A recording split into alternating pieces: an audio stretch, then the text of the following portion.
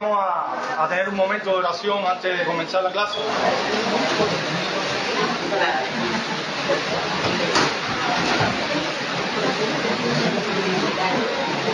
Soberano Señor,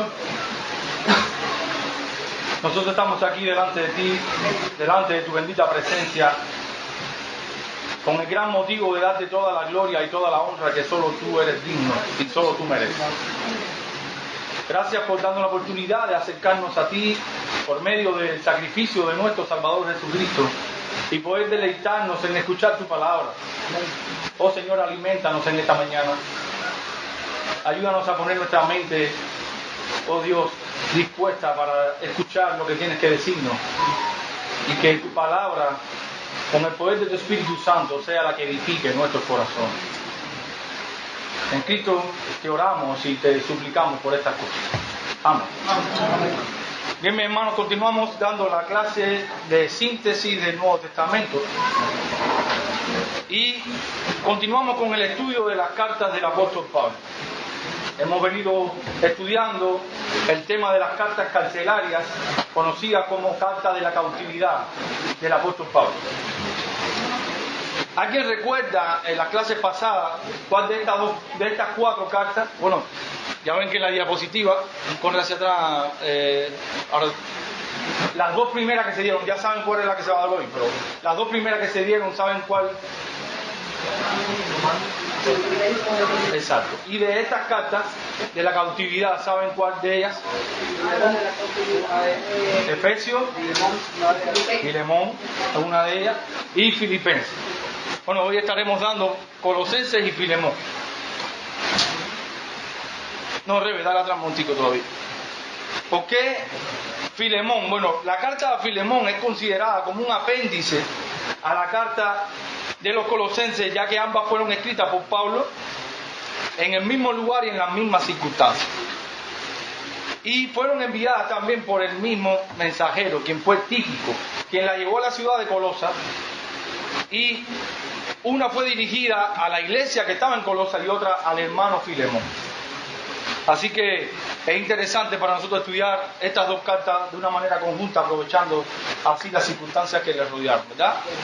Así que antes de entrar a la clase en sí, yo quiero mostrarles el contenido de la clase de Rebe. Puede pasar para que ellos vean, para ubicarnos en lo que vamos a estar viendo. En primer lugar, vamos a estar viendo el trasfondo histórico de la iglesia, el tema central de Colosenses y Filemón, el autor, el lugar y la fecha de estas cartas. Estaremos viendo también los destinatarios y propósitos de cada epístola, el contenido y resumen de cada una de ellas, las peculiaridades en ambas cartas, y dentro de las peculiaridades estaremos viendo algunas palabras claves, ideas y las doctrinas, las grandes doctrinas que se encuentran en ellas. Y finalmente estaremos viendo algunas que otras aplicaciones. Así que pasemos entonces al trasfondo histórico de la ciudad de Colosas. Hermanos, Colosas era una ciudad de Frigia, en la provincia romana de Asia Menor. Es lo que se conoce hoy como parte de la moderna Turquía en nuestros días. Está ubicada a unos 160 kilómetros al este de Éfeso, como vemos ahí en el mapa, en la región donde se encontraban las 7 iglesias del Apocalipsis: Esmirna, Tiatira, Sardis, ¿recuerdan? Éfeso. La ciudad yacía próximo al río Lico, y en el valle de Lico se encontraban 3 iglesias, a saber, era Colosas, era una de ellas, Hierápolis y Laodicea. Colosas era una ciudad próspera y famosa en aquellos tiempos, en el siglo V, porque había grandes productos, productos importantes en aquella época, como la lana negra de las ovejas locales y tintes que se obtenían de los depósitos de cal de las cercanías y de algunas flores que se usaban con el motivo de teñir las telas para los vestidos en aquella época. La población de la misma, de esta iglesia o de Colosas, era principalmente gentil, aunque había un gran establecimiento judío desde los días de Antíoco el Grande. ¿Recuerdan este rey que reinó y su hijo Antíoco Epífanes, que reinó después que él? La población estaba mezclada de judíos y gentiles y se veía claramente manifestada manifestada por la composición de la iglesia y por la herejía que se introdujo en ella. Esta herejía contenía tanto del legalismo judío como del misticismo pagano. Así que, hermanos, la iglesia comienza durante los 3 años en los que Pablo estuvo ministrando en Éfeso. Eso lo podemos encontrar en el capítulo 19 del libro de los Hechos. Ahí se narra cuando Pablo entra en Éfeso y hace su ministerio. Pablo, como vemos, nunca fue el fundador de la iglesia en Colosas. Pablo ni siquiera había visto el rostro de los hermanos, ni siquiera los hermanos habían visto a Pablo. Eso en Colosenses capítulo 2, versículo 1 dice: porque quiero que sepáis cuán gran lucha sostengo por vosotros y por los que están en la Odisea y por todos los que nunca han visto mi rostro. Pablo nunca había tenido contacto con estos hermanos, ni tan siquiera sabía de ellos, al no ser a través del que fundó la iglesia. ¿Y quién fundó la iglesia en Colosas? Bueno, fue Epafras quien funda la iglesia en Colosas. Fue este amado siervo quien aparentemente fue salvo cuando este hombre escucha la predicación del apóstol Pablo en su visita a Éfeso. Y es predicado, es transformado por medio del evangelio, y es ahí donde este hombre, a regreso de su ciudad de origen, que era Colosas, funda la iglesia en Colosas.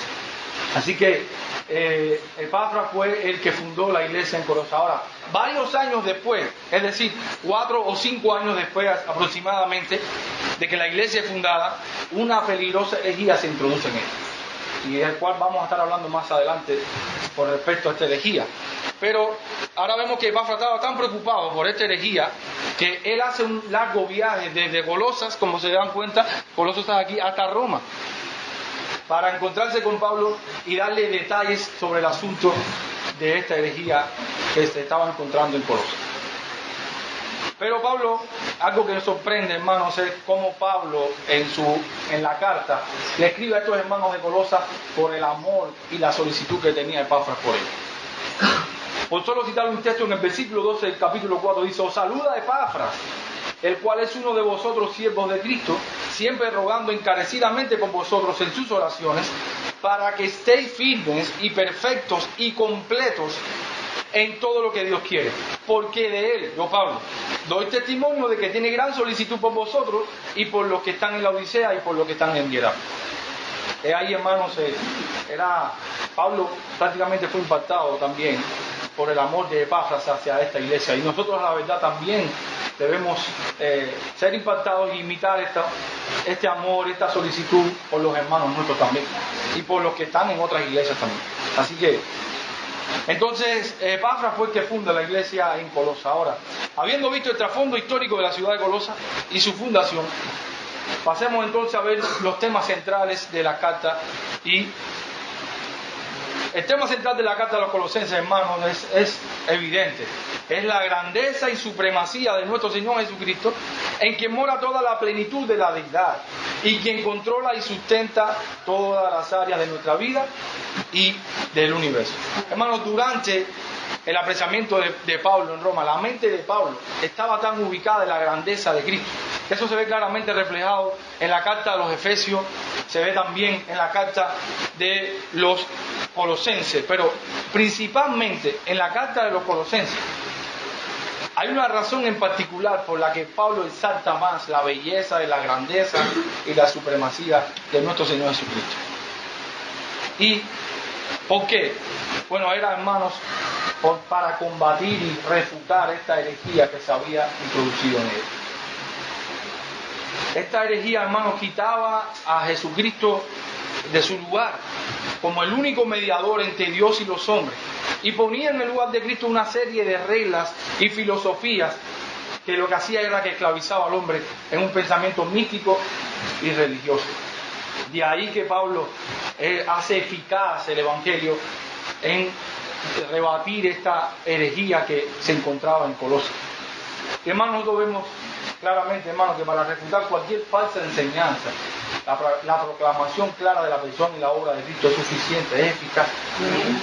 Hermanos, el Evangelio es el fundamento que nosotros necesitamos, y es el que rebate cualquier herejía, cualquier falsa enseñanza. Y el Evangelio es una persona, el Evangelio es Jesucristo.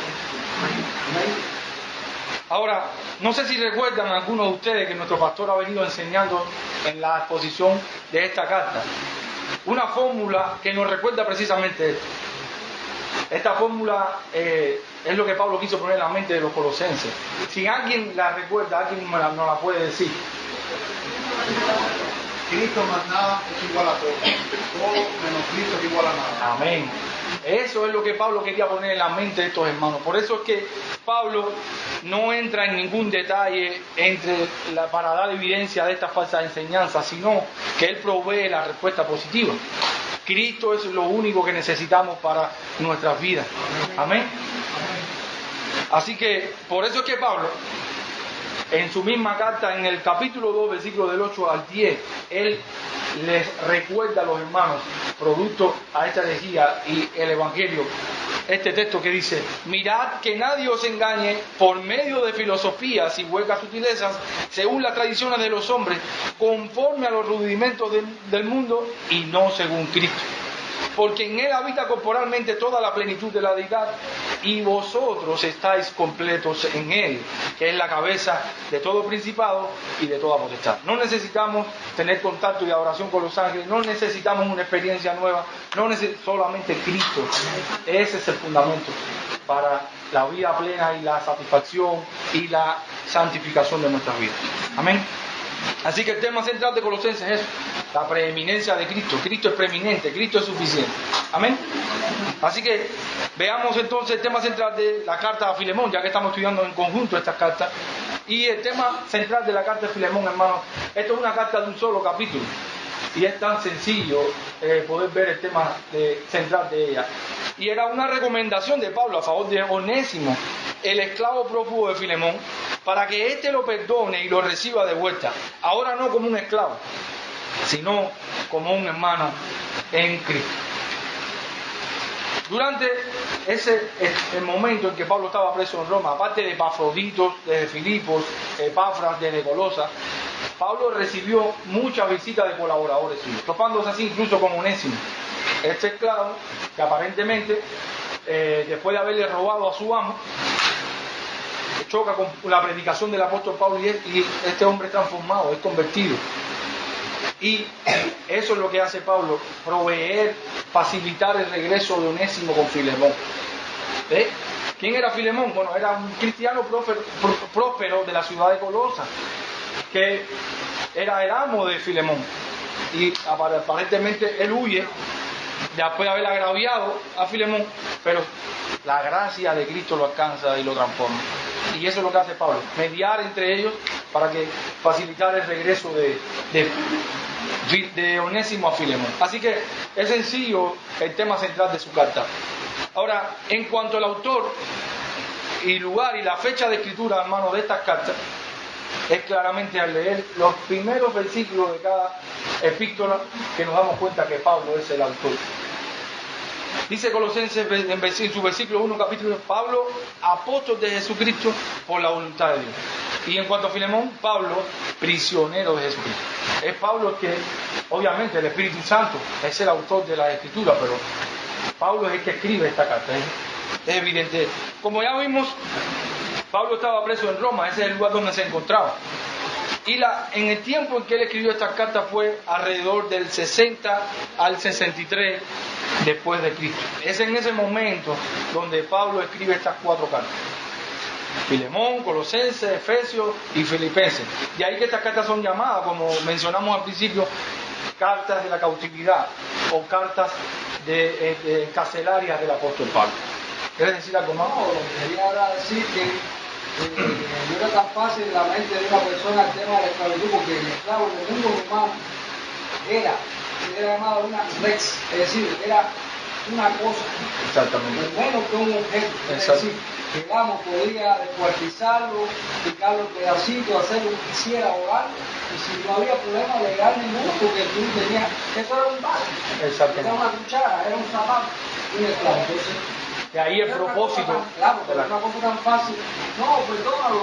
Pero sí, porque esa es la mentalidad que buscase, la mentalidad que de aquel tiempo. No era una cosa tan fácil como para nosotros quizás, porque no, es un poco complicado en eso. Claro, muy buena.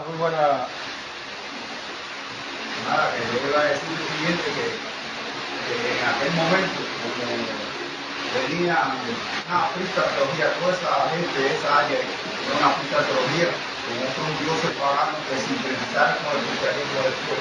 Claro. Eso dio lugar a una teología apopática o negativa. ¿Qué pasa? Que esta teología apopática o negativa tiene lo que tú decías ahorita, tiene misticismo, tiene una serie de cosas que en realidad adora o apunta a otros dioses diferentes. Es como un tipo de ecumenismo, se quedó esa zona. Y aún hasta nuestros días se ve eso. Claro. Hasta estos días en este, Claro. La catafática, la catafática es la teología bíblica como tal, sin apartarse del origen de las cosas que la Biblia enseña como tal. Ahí está el caso de cuando Pablo estaba hablando de Pablo. Tenía un abogado que se convirtió en el Areópago, Dionisio Areopagita. ¿Qué pasa? Él se convirtió y él era juez en ese momento. Y el otro, Dionisio, después que se levantó, Dionisio fue a decir como que ese decía cosas. Mira, para no tomarle tiempo a la clase, después eso también podemos, si un hermano tenga alguna duda puede conversarlo también. Mira, en cuanto a la esclavitud que decía el hermano Adolfo, hermano, las escrituras, hermano, transforman el corazón. Somos nuevas criaturas en Cristo y en ese caso es ahí con esa mentalidad que se veía mediar. Sí es verdad que Filemón era el amo de Onésimo, pero ya no estaba apelando y mediando la carne. Estaba Cristo en medio de ellos y eso es lo que une a la iglesia. ¿Amén? Gracias, hermano, por el aporte. Ahora, pasemos a ver entonces los destinatarios de las cartas. Bueno, hermanos, es evidente que las cartas fueron destinadas, como dice el versículo 2, dice, a los santos y fieles que están en Colosas. Y en cuanto a Filemón, bueno, fue dirigida a Filemón. Esto, hermanos, ahora en cuanto al propósito de la carta a los colosenses, mientras Pablo estaba preso en Roma, recibió la visita, como hemos visto, de Epafras, que se convirtió allí, y este hombre lo que hizo fue, ese viaje que hizo fue para darle un reporte a Pablo de lo que estaba aconteciendo, y era la herejía que estaba trastornando la fe de estos hermanos y de esos creyentes en Colosas. No se ha determinado, hermano, con precisión cuál es el origen o clasificación o la raíz de esta herejía, pero nosotros sí podemos ver elementos de estas falsas enseñanzas.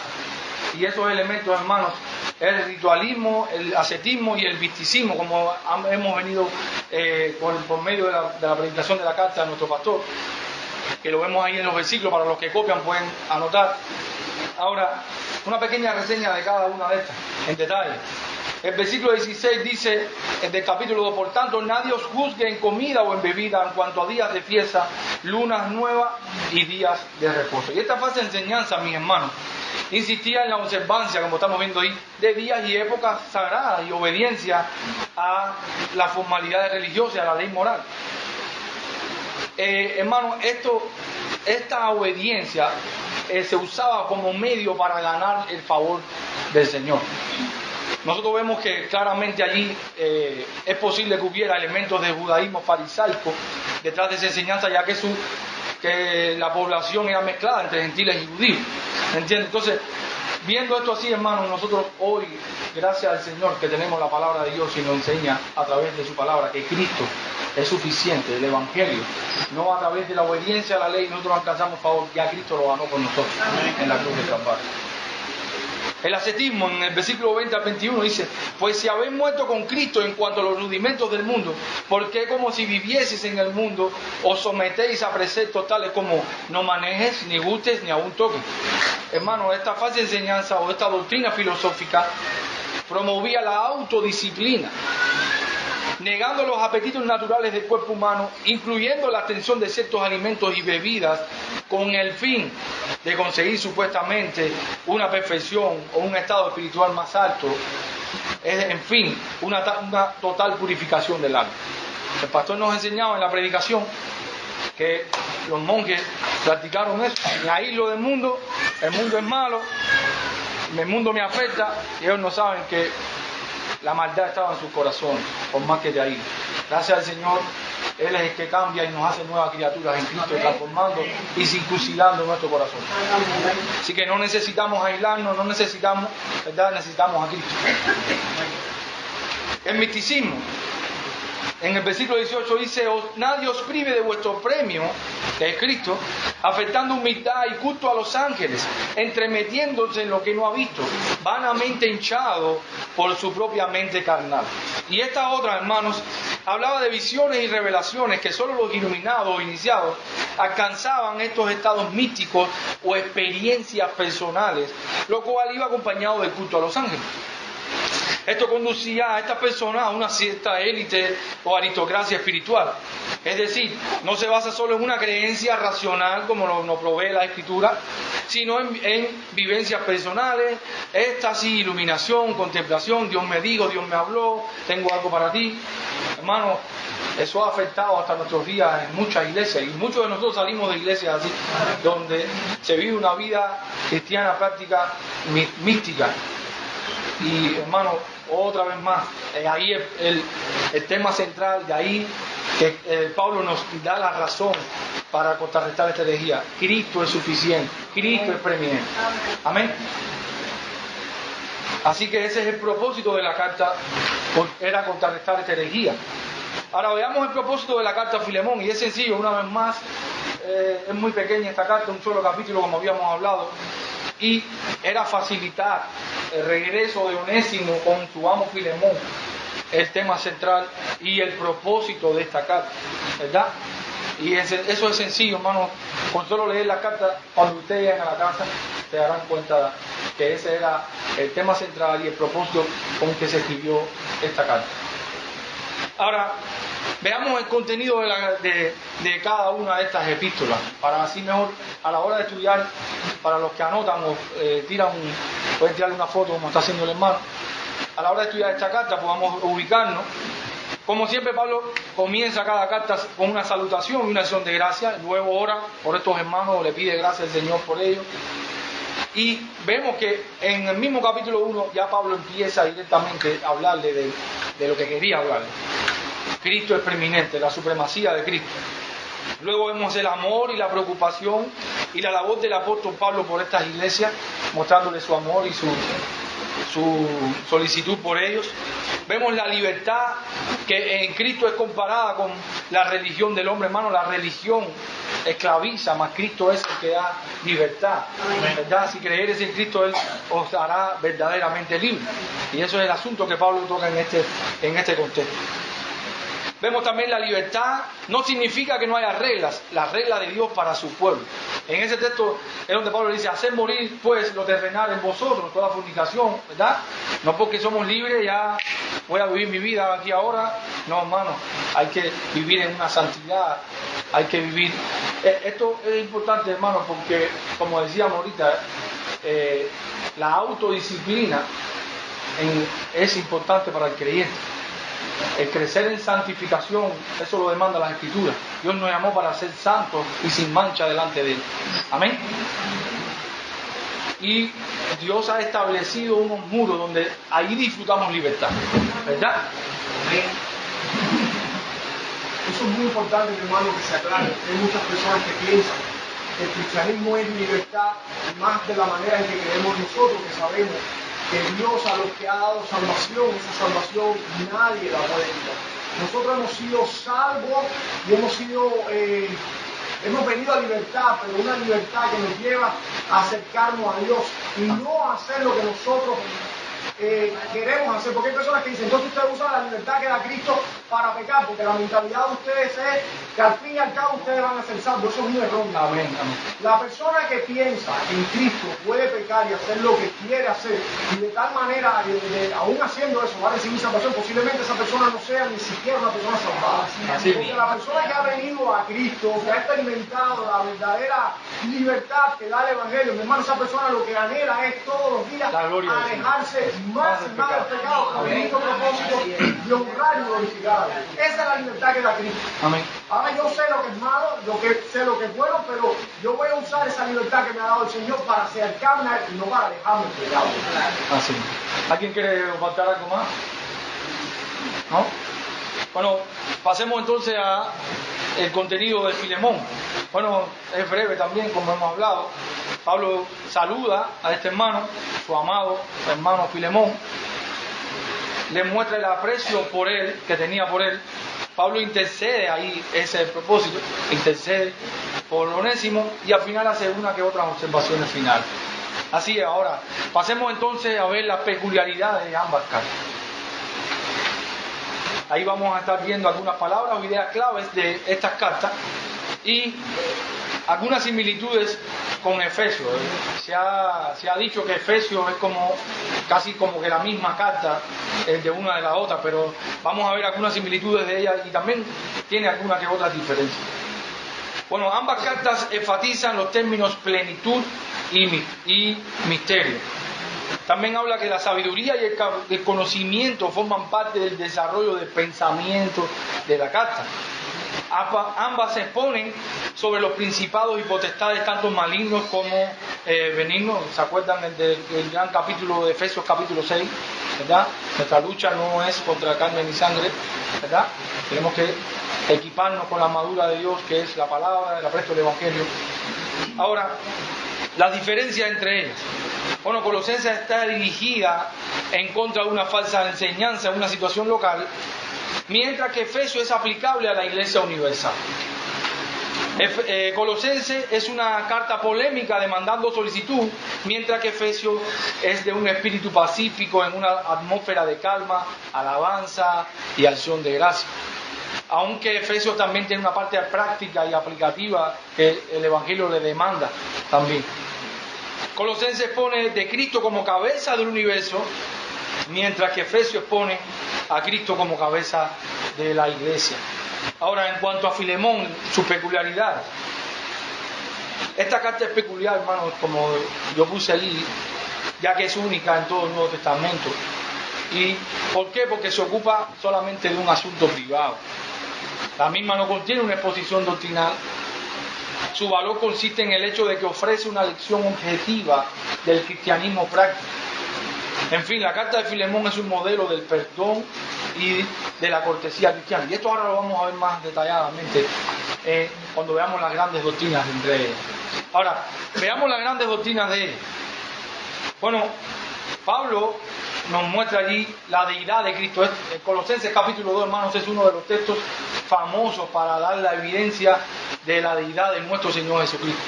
¿Se recuerdan ese texto? El texto de... ¿Quién se recuerda de ese texto y que lo pueda decir? En Él habita corporalmente toda la plenitud de la deidad y nosotros estamos completos en Él. Ese es un versículo que evidencia que sí, Cristo es completamente hombre, pero es completamente Dios también. Amén.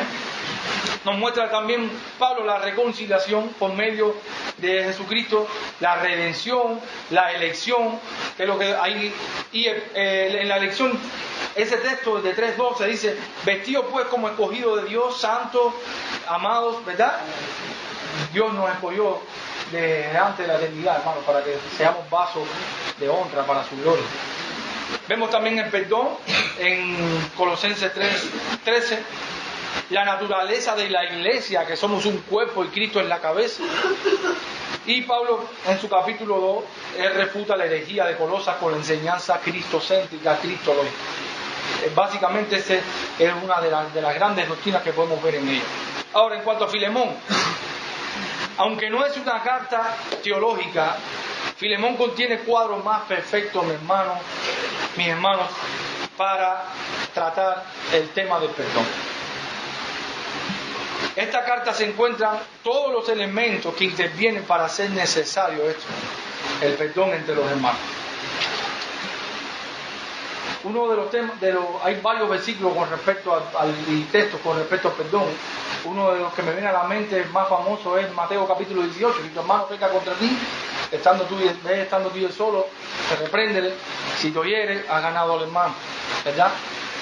Ahora, Esto que yo detallé aquí, hermanos, eso es en cuanto a las peculiaridades de él, que Pablo enfatiza cuando media entre Filemón y Onésimo.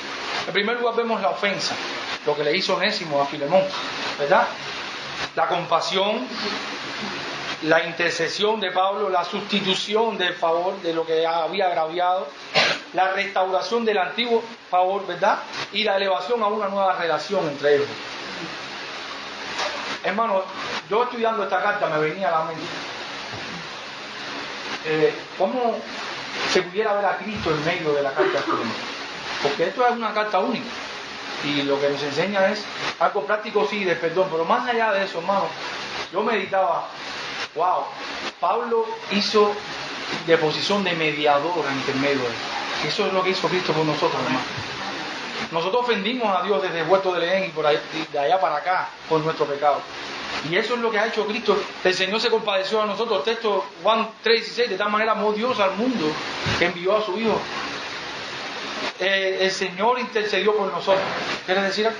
Sí, bueno, ahí en Pablo cuando le dice a Filemón, si él te debe algo, ponlo en mi cuenta, eso iba a decirlo ahora. Hizo Cristo, exactamente. Padre en la cruz. En la parte de la restauración del antiguo favor.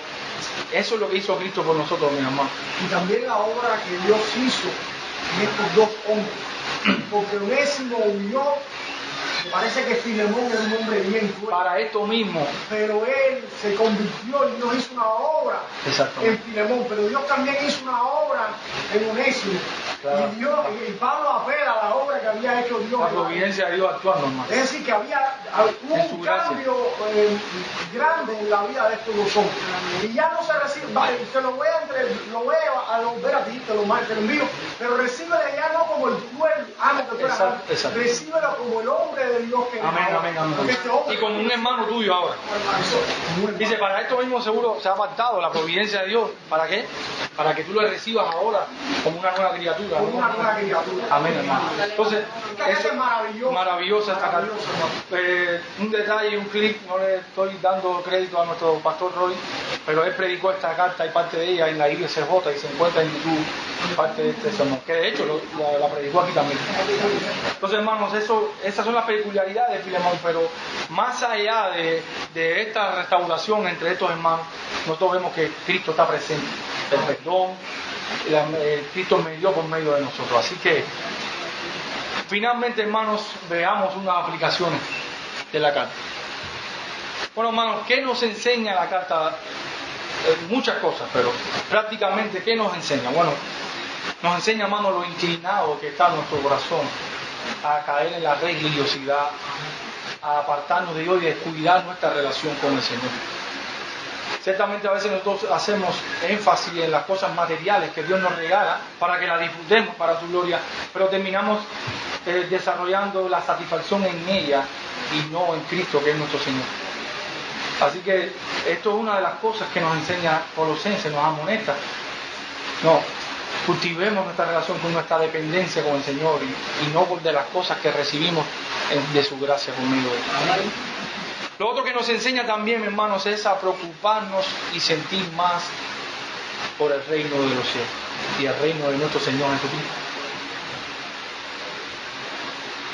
Yo, estudiando la carta, también fui amonestado, porque la realidad es, mi hermano, que poco uno se preocupa por el reino, con todo lo que hemos recibido. Que poco uno se preocupa por los hermanos, que es mi cuerpo, son mi cuerpo, son mis hermanos en Cristo.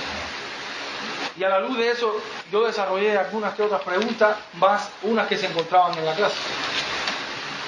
Y podemos preguntarnos esto: ¿cómo está mi amor por los hermanos en Cristo? ¿Me preocupo por ellos? ¿Oro? ¿Les demuestro de alguna manera mi amor? Ni tan siquiera les llamo para decirle cómo te sientes, cómo estás, en qué te puedo ayudar. Hermano, ¿cómo está mi celo por la obra de Dios, por la iglesia? Que somos un cuerpo. No, yo no tengo el don de enseñanza. Hermano, Dios le repartió dones a todo el mundo. Algún don tú tienes, que puede ser de servicio para algún hermano tuyo. Entonces, eso es lo que nos enseña práctico también la epístola de los Colosenses. Así que, hermanos, Dios nos ayude en esto. Tenemos que crecer muchísimo, tenemos que seguir adelante. La gracia del Señor sea con nosotros para poder cumplir el propósito por el cual Él nos puso aquí, es darle toda la gloria a Él. Así que vamos a orar y, hermano Abel, ¿podría cerrar la clase en oración?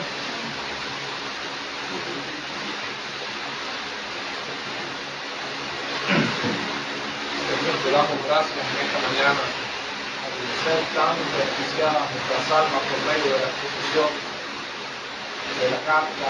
Hemos acabado de escuchar estas hermosas historias que nos han sido dadas por tu Santo Espíritu y forman parte del plan para nuestro fortalecimiento, para nuestro aprovechamiento espiritual, en la medida en que nosotros nos acercamos a este patrón, nos vamos a ir acercando al varón perfecto que es Cristo.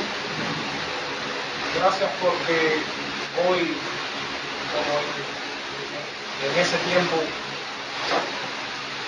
corremos tantos peligros como han sido anunciados por el expositor, siguen las mismas tendencias heréticas y pecaminosas, pero tu Santo Espíritu nos ha dado una lección. Amén. Y que estamos ahora mismo recibiendo como una exhortación para guardarnos y confiar en ti, en tu amor, en tu guianza, en tu pastorado, que tú eres el buen pastor que guías a tu iglesia, Señor, en el nombre de Jesús. Síguenos bendiciendo por medio de la síntesis del Nuevo Testamento y bendice también al Maestro con la misma enseñanza que él está recibiendo para su propio. Oramos en Cristo y le damos gracias por todas las cosas que hemos recibido en esta mañana. Amén. Amén. Hermanos, estamos despedidos. Si alguien tiene alguna pregunta, el pastor está de atrás y Eduardo está en Brasil. ¿Okay? Hemos terminado, mi hermano.